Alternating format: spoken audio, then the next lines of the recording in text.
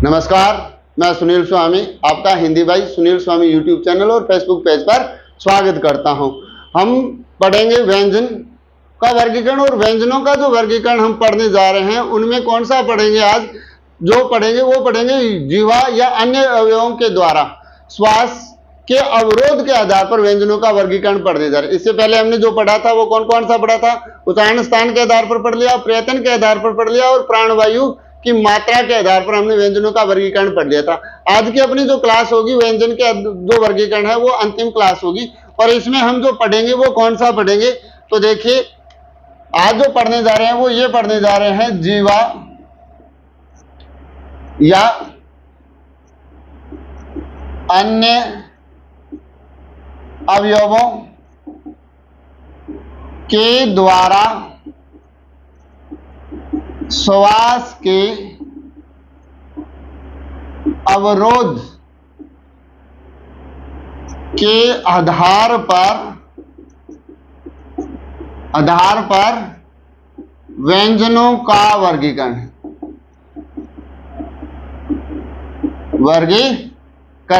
और ये व्यंजनों का जो वर्गीकरण इसमें हम करेंगे जीवा या अन्य अवयवों के द्वारा श्वास के अवरोध के आधार पर जो व्यंजनों का वर्गीकरण करेंगे वो हम 8 तरह से करेंगे, यानी इनको हम 8 तरह से बांट सकते हैं और वो 8 कौन कौन से हैं वो उनकी हम आज डिटेल से बात करेंगे। तो सबसे पहले अगर हम बात करते हैं ये कौन कौन से हैं तो इनमें सबसे पहले आता है स्पर्शी व्यंजन। कौन सा आता है? स्पर्शी व्यंजन।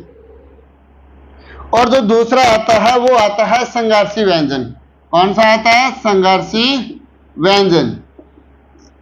संघर्षी व्यंजन यानी अपन जो पढ़ रहे हैं जीवा या अन्य अवयवों के आधार पर उनमें हमने पहला कौन सा पढ़ लिया? स्पर्शी व्यंजन।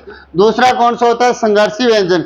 और अगर हम तीसरे की बात करें तो तीसरा होगा इसमें वो होगा स्पर्श संघर्षी व्यंजन। तीसरा जो डिवाइड करेंगे वो होगा स्पर्शी संघर्षी व्यंजन।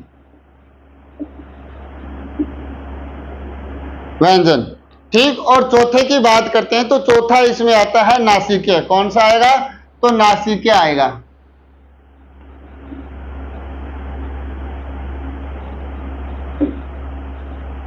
नासिक्य। ठीक। चौथा कौन सा आता है? तो नासिक्य आता है। नासिक्य में ई की मात्रा यानी यह आ गया तो यहां पर ऐसे लिखा जाएगा नासिक्य।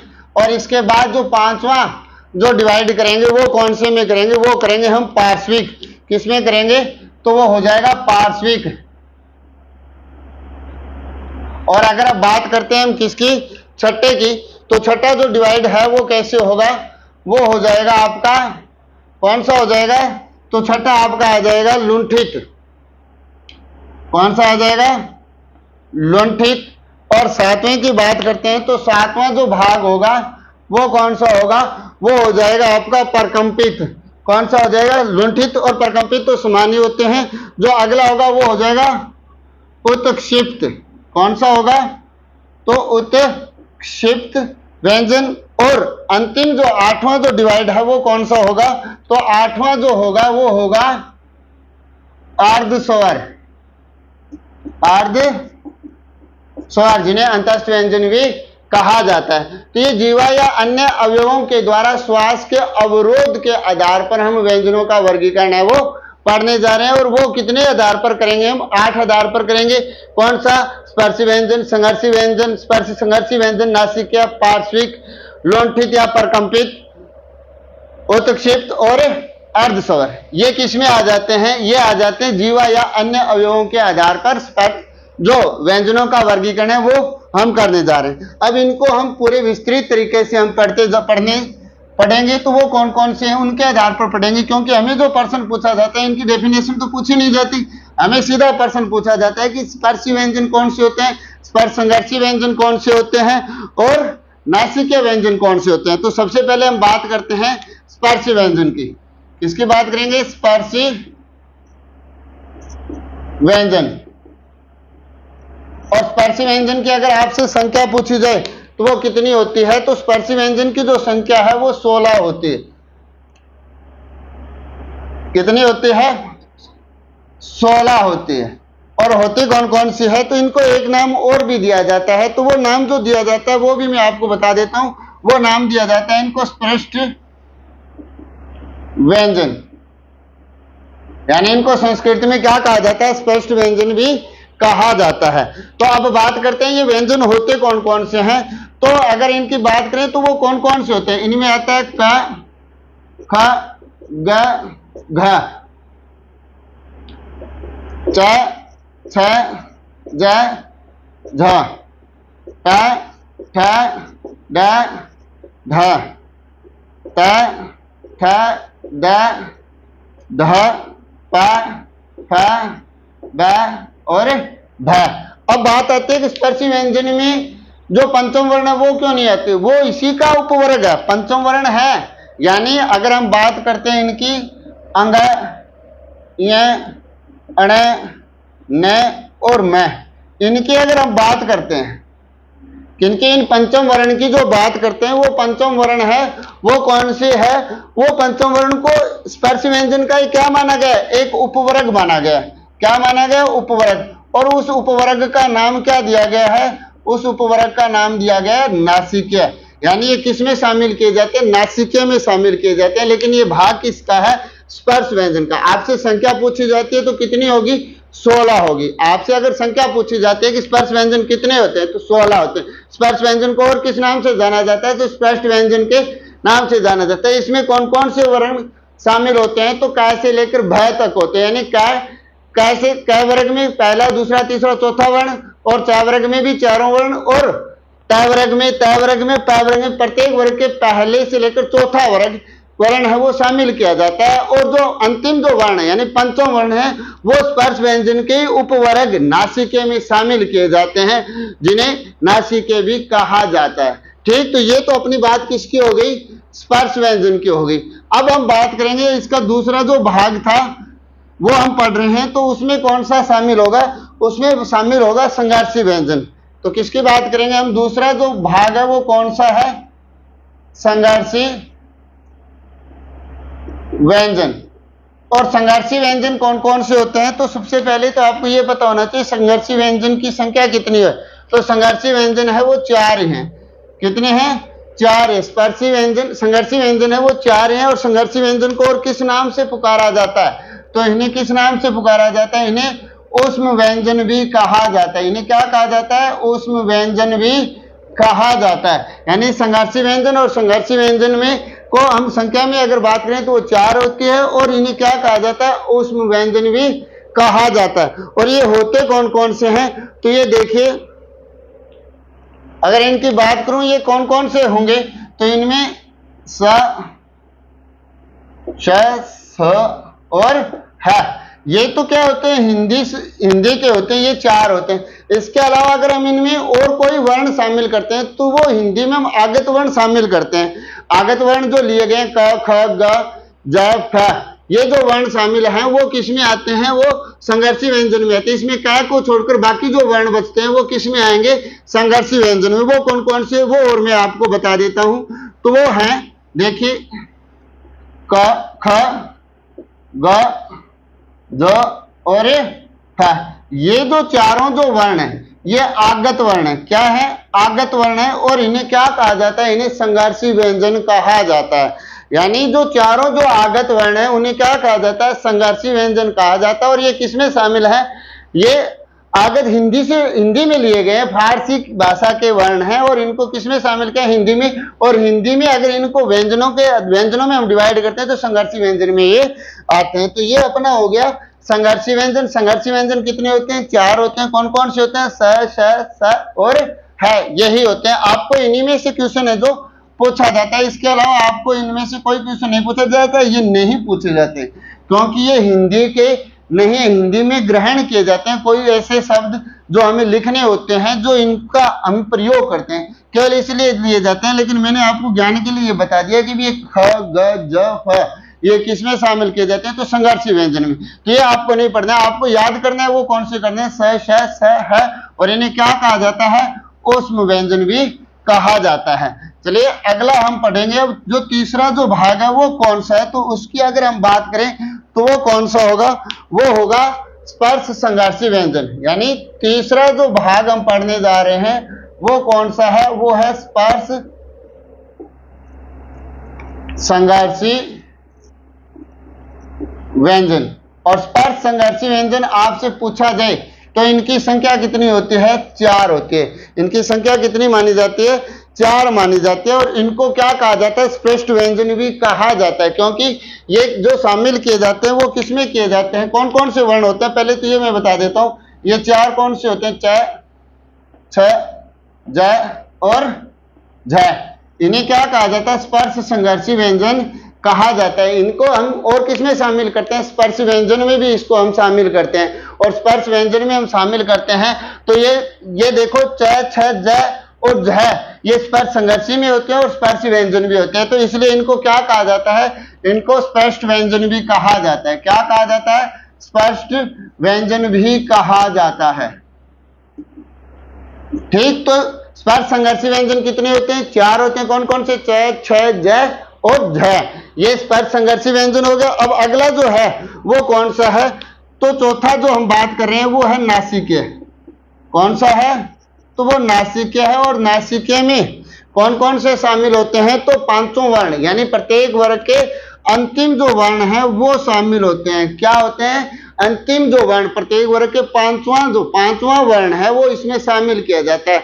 और वो कौन कौन से होते हैं, तो वो देखिए, अंग, य, अण, न और मैं, ये जो 5 वर्ण है वो किसमें शामिल किए जाते हैं, नासिके व्यंजन में शामिल किए जाते हैं।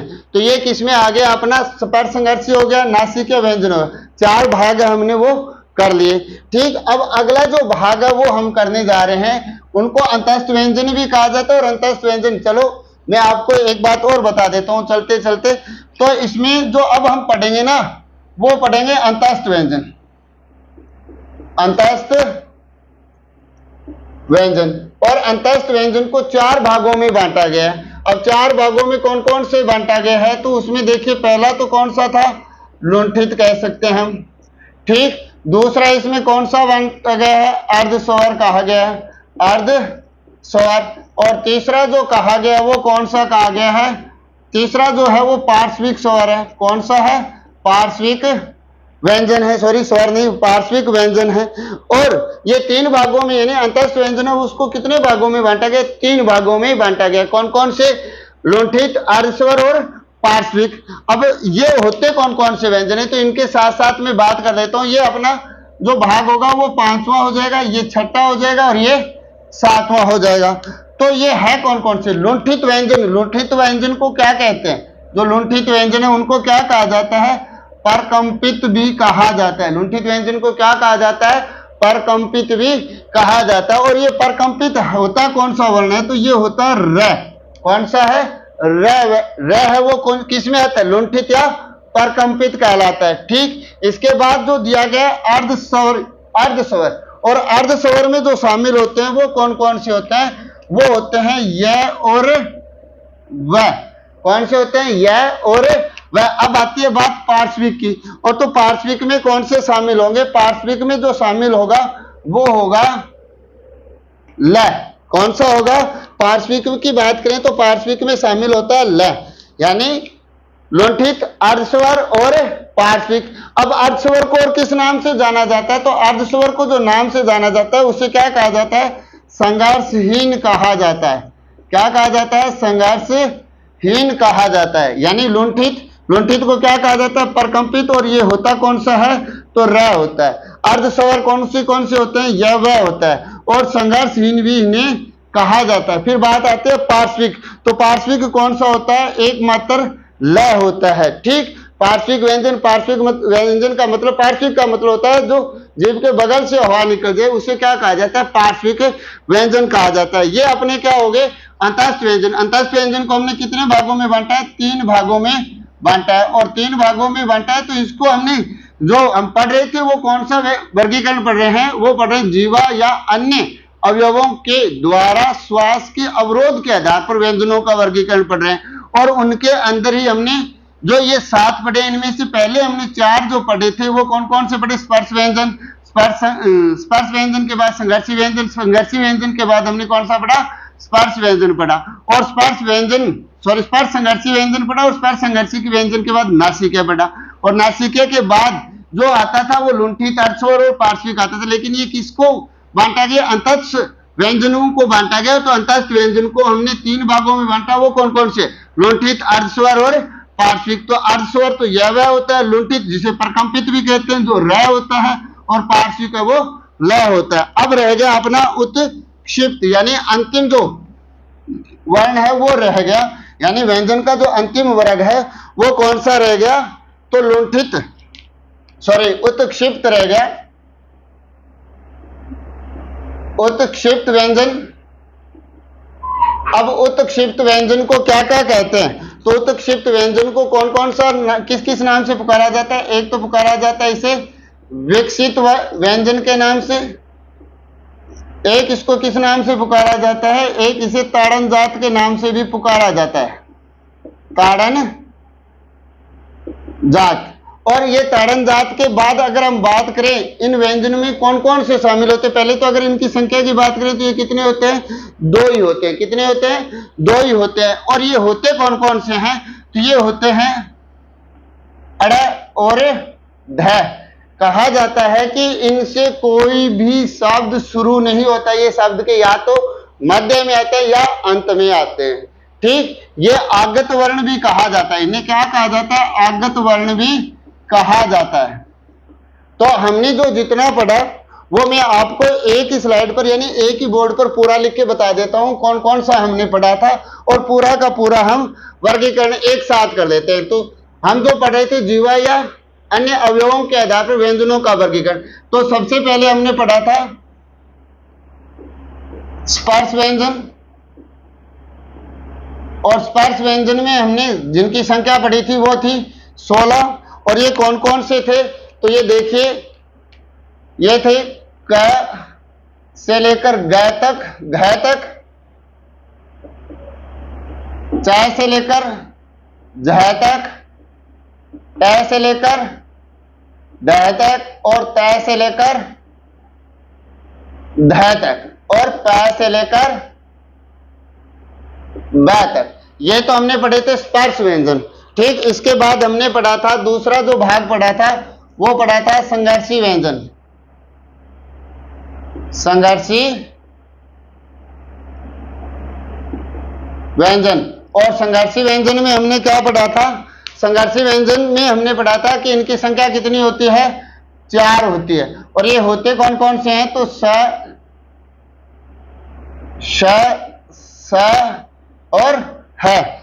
और इसको ऊष्म व्यंजन भी कहा जाता है। क्या कहा जाता है इनको, ऊष्म व्यंजन भी कहा जाता है। इसके बाद हमने पढ़ा था जो अगला जो भाग पढ़ा था तीसरा, वो पढ़ा था स्पर्श संघर्षी। तीसरा जो पढ़ा था वो कौन सा पढ़ा था, तो वो पढ़ा था स्पर्श संघर्षी व्यंजन। और स्पर्श संघर्षी व्यंजन कौन कौन से पढ़े थे, वो भी हमने 4 ही पढ़े थे। और 4 कौन कौन से पढ़े थे, वो पढ़े थे च, छ, ज और झ पढ़ा था। इसके बाद हमने जो अगला जो वर्गीकरण किया था वो किया था, चौथा जो वर्गीकरण किया था वो किया था नासिकीय। कौन सा किया था, नासिकीय। और नासिकीय व्यंजन कितने होते हैं, 5। कौन कौन से होते हैं, एक होता है अंग, एक होता है इय, एक होता है अण, एक न और म।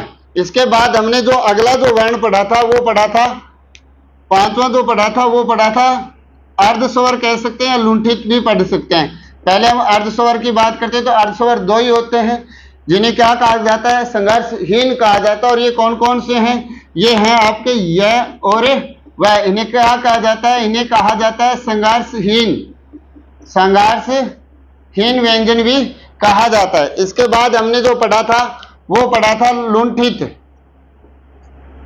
कौन सा पढ़ा था, लुंठित। और लुंठित वर्ण एक ही होता है जो कौन सा होता है, र, जिसे क्या कहा गया है, परकंपित भी कहा गया है, परकंपित व्यंजन कहा जाता है। इसके बाद हमने पढ़ा था जो 7वां पढ़ा था वो पढ़ा था पार्श्विक,